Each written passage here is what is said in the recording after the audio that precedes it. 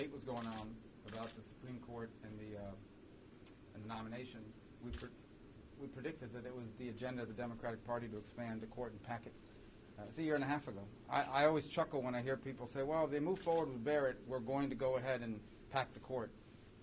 They were going to do that anyway. They're going to do that anyway, and that's why this amendment was filed a year and a half ago. Our institutions, to solidify our institutions requires stability in them. And that's why we filed, all of us, this amendment over a year and a half ago. And I don't think you have to wait to hear directly from Joe Biden or any of the people around the country that are running for election to the Senate. I don't think you need to hear from them about whether they'll expand the court and try to pack it. I think we already know the answer. And I think that's become pretty apparent throughout this process. And so it's our hope that eventually we'll be able to get a vote, and maybe if we can, we'll be able to people will have to be on the record about whether they think it's a good idea to destabilize one of the three branches of government by a court-packing scheme that's designed to do nothing but tilt the direction for outcome purposes. That's not the way our system should work. And so we're hopeful that this calls attention to what we think is coming and that we can take action on it before it's too late. And now I'll turn it over to my colleagues who may want to add to that. The chairman wants to go next. Number one, I think is take this off. Senator, do you mind? I'm sorry. Okay. Thank you. Here's the deal. This was done a year and a half ago. I can't think of a more destabilizing event for America than change the number of judges on the Supreme Court every election cycle, because it becomes a winner-take-all for the court. The traditional debate has been who fills vacancies, liberal, conservative. It's never been about how many will you have, and you'll eventually destroy the judiciary as we know it. We're screwed up enough on our side of the constitutional aisle where we're fighting with each other constantly. So I just want to urge all of my colleagues to support Senator Rubio's efforts to solidify that we're sticking with 9. 9 has served us well. I know people are mad. Judges are very emotional. But the thing I can tell you about the court is you never know. There's a lot of criticism about Roberts on our side. That just comes with life tenure. My belief is that life tenure is a good thing. My belief that 9 has served the nation well. And if we go down the road that they're talking about, that will destroy the independence of the judiciary. And finally, will it happen or not? Senator Feinstein's a good person. She has served California well, I believe. She's somebody you can do business with. She approaches issues from a progressive point of view, but you can find common ground. What's happened to her by showing just some human kindness should make us all concerned. Can you imagine what would happen to a Democrat if they voted for Barrett? I voted for Sotomayor and Kagan, and I'm still standing. I don't know if that's possible in the modern Democratic Party. So a word of warning here. If you think they're kidding, you're making a mistake. I'd hate to be the senator that said, no, I don't want to pack the court on the Democratic side, because if you think it was bad for Senator Feinstein, your world would come to end politically. And we need to get the fever to break, and the best way for the fever to break is for the country to make a decision to put in the Constitution. 9 is the right number. Thank you. So I support what Senator Rubio is putting forward. This is an unprecedented power grab. What Senator Rubio is doing here is generally stop this unprecedented power grab by the Democrats. Moving the Supreme Court to 11 or 13 justices is exactly what Chuck Schumer will do if he gets control of the Senate, combined with adding 2 more senators for the District of Columbia with statehood and 2 more from Puerto Rico with statehood, would then eliminate the Supreme Court from being the check and balance on the power of the United States Senate, and to stop what will be a radical far-left agenda put forth by Chuck Schumer and the Democrats. Second, this is an attack on the Montana way of life. When Justice Ginsburg passed away, On the front page of the Great Falls Tribune, one of Montana's larger newspapers, it said, Justice Ginsburg vacancy puts the Second Amendment on center stage. This will be an attack on the Second Amendment. It'll also show what happens when you put liberal activist judges on the bench, as we've seen in Montana, where it was a liberal judge that stopped the Keystone Pipeline. It's liberal judges that stop timber projects. They don't allow our loggers to be in our forest thinning them to prevent catastrophic wildfires. And third, this absolutely undermines the separation of powers that our founding fathers envisioned. We have a 151-year precedent in this country of protecting the Supreme Court with 9 justices. Our founding fathers would roll over in their graves if they saw what's happening and being discussed right now by Chuck Schumer and the Democrats. Last week, we had the opportunity to have Judge Amy Coney Barrett in front of us in the Judiciary Committee. And what was abundantly clear to those of us that sat through those hearings was that she is very well qualified. She is a very fair jurist, and she has been commended by liberals and conservatives across the spectrum prior to being named as the nominee for Supreme Court Justice. So we know that she will be a fair Supreme Court Justice.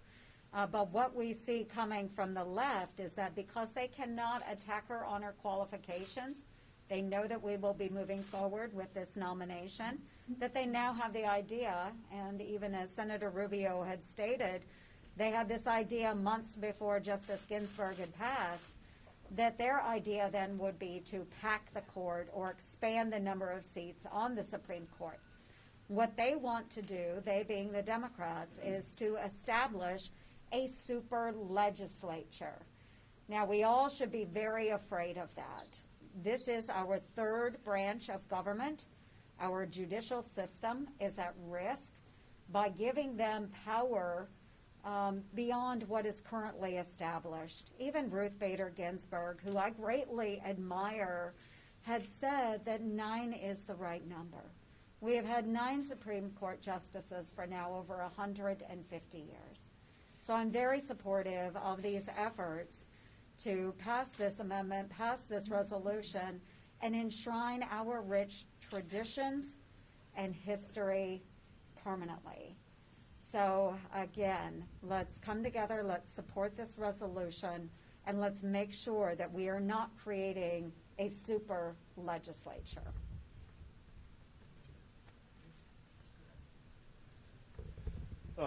Three things I'll just underscore. First of all, thank you all for covering this now. Marco and I and these others have been pushing on this for a year and a half. We need to do more to restore institutional trust in our country and in our government. This isn't new for us since it's become a campaign issue in recent weeks. A lot of us have been pushing for this for some time. So I'm glad that you're all starting to cover it now. But again, this shouldn't be interpreted just through the lenses of this moment and this election. We have a lot of work to do rebuilding and restoring institutional trust. Second of all, this act that Senator Schumer, if he would become the majority leader, wants to advance is really to nuke 2 of 3 branches of government. At a time when you have declining public trust, the conversation that is being had among Democratic activist circles right now is about nuking 2 of 3 branches. This is about turning the Senate into just another House of Representatives, a simple majoritarian body that on 51, 49, 49, 51 swings every 24 months could try to remake more and more of American life. That is the opposite of the founders' vision for what the Senate was for. The purpose of the Senate is to enable long debate, deliberation, and to allow passions to cool. So the idea of nuking the Senate, ending its deliberative structure for the purposes of nuking the Supreme Court is a much bigger deal than is being publicly understood right now. So many of the conversations that dominate political cable news are always about the presidency. They're always about Donald Trump. But the reality is the most important issue on the ballot on November 3rd in America is for control of the United States Senate and the question of whether it will remain a deliberative body and whether we will have 3 branches of government that continue to check and balance one another. And third, all of us, not just the Republicans who are up here today, but all 100 Democrat and Republican senators have taken an oath of office to a constitutional system that is delicate and fragile. The purpose the founders had in mind with limited government was to recognize that the center of American life is not in government. The center of American life is the neighborhoods where Americans are living and working and worshiping and raising their kids and coaching Little League. The center of life in America is not Washington, D.C., and the politicization of more of life, and then the majoritarian politicization of more of life in Washington, in the Capitol, will not be good for American peace and comity and the long-term de-escalation of the polarization that we face. So I'm grateful that all of you are covering this issue. I think it's critically important, and if we head down this pathway of a majoritarian Senate that changes the size and structure of the Supreme Court every election, you're not just going to have 11 or 13 or 15 Supreme Court justices 12 months from now. You're going to head to a banana republic structure where every time there's an election, people are talking about trying to politicize the judiciary and turn it into the super legislature. In that world, it would be much better for judges to be publicly and popularly elected than to pretend that they're somehow still apolitical, the apolitical branch of government. The reason we have justices that wear robes is because they're symbolizing the cloaking of their partisan preferences. If you're going to have judges that are just super legislators, then they shouldn't have lifetime tenure. They should have to stand for election because it's the only way the American people could have accountability over them. Our constitutional system with two political branches where people stand for election and an apolitical branch is a brilliant structure, and we should fight to maintain that less politicized, less majoritarian structure. Thanks. Well, I'm really pleased to be here with my colleagues, and I want to particularly thank Senator Rubio for his leadership of over a year on this very important issue, and it certainly has come to light in this campaign season. But anticipating this and knowing what's the best for the American people, I think is very emblematic in what we're trying to say here today. And that is to depoliticize our judicial system, to not try to restructure, and that's what the Democrats are saying now. They're talking about restructuring. Well, why aren't they saying packing? Because that sounds worse, but that's actually what they want to do. They want to pack the court with a preordained decision to already say what that decision would be, because it would be in the political realm. And so I think the American people reject packing as they would reject restructuring, because they're actually one and the same. The other thing I would say, and it's been pointed out from my colleagues more than a few times, you know, the sensitivities of the checks and balances of our system are something to marvel at. To watch how through the 150 years of 9 people on our Supreme Court, we've had the ebbs and flows of decisions from the very impactful decisions from the Supreme Court, and how they have moved from maybe right of center, left of center, as the times and as the policies would dictate. And I think that's what you want. I think you want a thoughtful, impartial set of justice to judge us as policymakers, to judge the president as the executive, and every check and balance that the court brings to us keeps us from veering too far from what the American people really want. So 9 justices, we've had it for over 150 years. It's worked pretty daggone good, I think. So let's just put that into the Constitution and make sure it's permanent. Thank you. Well, thanks. I want to say thanks to Senator Rubio again for over a year ago raising this issue. The Democrats have demonstrated they've wanted to pack the court. They're now just found an excuse. I just met with Judge Barrett, and I am so inspired by her. This truly is her calling, and she is a gift to our country when she is confirmed to serve on the Supreme Court. Look, I put my life on the line for our freedoms and way of life. Joni did as well, those who served in the military, an oath of office to the Constitution, willing to give it all in order to protect America and its freedoms. And what these Democrats want to do, what the left is demanding, is to fundamentally destroy and transform the foundations of our country, the institutions of our country, at all costs. It doesn't matter. It's all about gaining power at all costs. That's not what America's about. That's not what America was founded on. That's not what the men and women who served with me, who didn't come back, gave their lives for. And those who came back with the wounds of war, that's not what I put my life on the line for. Americans want stability right now. They want to be able to trust their institutions more, not less. And they don't want politicians who are on power grabs to somehow get their way. The judiciary branch, the Founding Fathers were very clear about its role. And Amy Coney Barrett gave everyone in America a lesson on that in her hearings last week. Every school child in America, every classroom, and every adult should have tuned into her part of her answers, not the campaigning that was going on the other side. And it's a reminder to all of us of how important we are at this moment in time, that we cannot allow one extreme element to fundamentally destroy and transform our institutions like this. Justice Ginsburg said it best herself. 9's a good number. Let's solidify that in our Constitution, provide more stability and more opportunities for people to meet their full potential and live out their God-given freedoms the way our Founding Fathers intended it to be. Well, Senator Rubio, thank you for advancing this. Thank you all for being here. I agree with what all my colleagues have said. I want to talk about the probability of this occurring. 2 weeks ago, Chuck Schumer stood on a stage with AOC and said he wasn't going to waste the majority. We all know that AOC, who could potentially be a Democrat senatorial primary candidate in a couple of years in the state of New York, is demanding that we expand and pack the courts. They're demanding that we do the nuclear option on the legislative filibuster. So if anybody here thinks that this is a hypothetical or a political stunt to raise awareness of this issue, this is a clear and present danger depending upon what happens in November. I believe that Chuck Schumer will reduce the threshold to a simple majority. I believe that Chuck Schumer will move forward with an expansion of the Supreme Court. And then after it's expanded, it will be packed with liberal activist judges, and the cycle will go on and on and on. We need to raise the threshold for expanding the Supreme Court, and this is a step in the right direction. But the American people need to know this is a real threat, and dependent upon the outcome of the election, it's one that we will rue the day if, in fact, Chuck Schumer delivers on his promise. The last thing I'll leave you with is the Vice President. Vice President Biden has said, I'll tell you my position on packing the courts after the election. He's doing one of two things. He's either not telling the radical left that he wouldn't expand the Supreme Court, or he's not telling the moderate left that he would. We deserve an answer to that as well. But I do believe that this is a good step in the right direction. Marco, I thank you for your leadership. Thanks, everybody. Yeah. Okay. Sorry.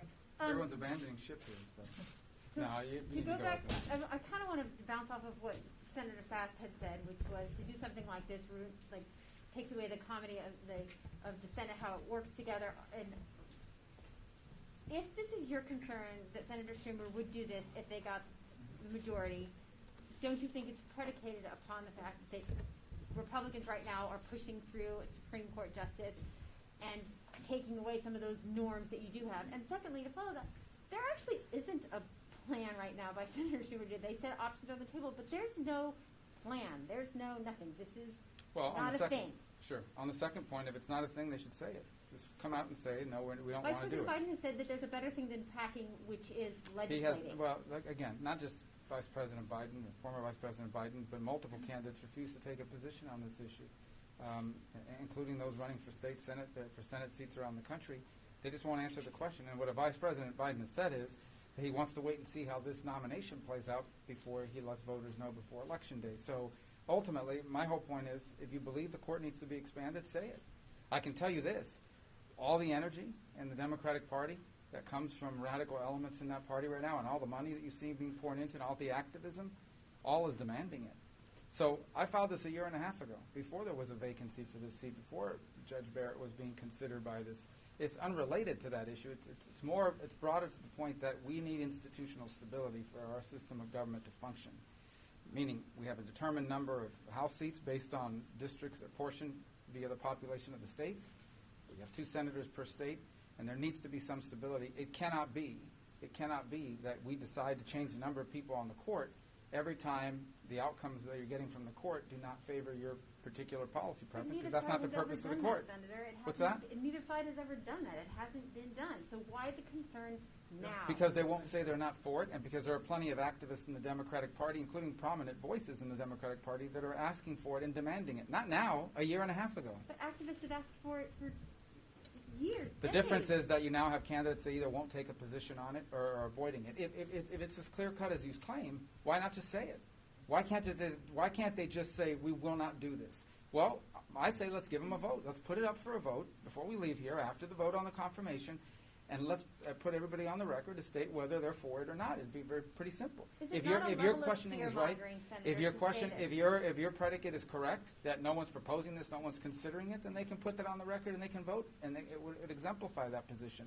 But here's the bottom line: is the fact of the matter is they won't say it. They will not commit not to doing it, and But there's a President reason Biden for that. did say it. He said there's legislating. He says that's the better option. He has He said said it. he would tell, the last time I heard him speak about it, and that includes in a town hall very recently where he was pressed on it, he said that he wants to wait and see how this process right now plays out before he makes a pronouncement on it.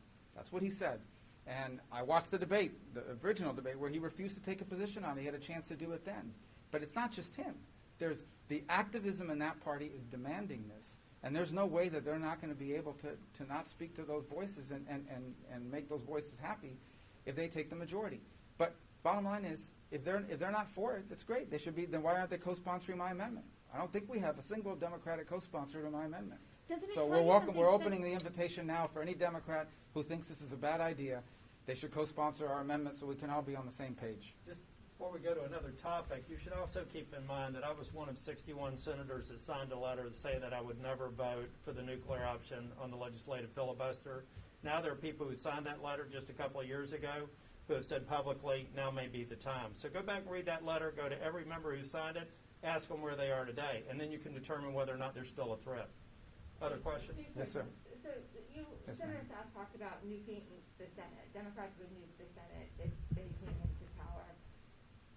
How do you make that argument considering the past several years there's been a lot of precedent-breaking norms that have happened in the Senate, including the 51-seat threshold for a Supreme Court justice, and we can go back to Harry Reid, yes and yes. But why should things change now? And secondly, to Senator Tillis, is this your best argument now in your own reelection race, is to make sure that there is a Republican check on the presidency in the Senate? Well, if I could just answer the first question.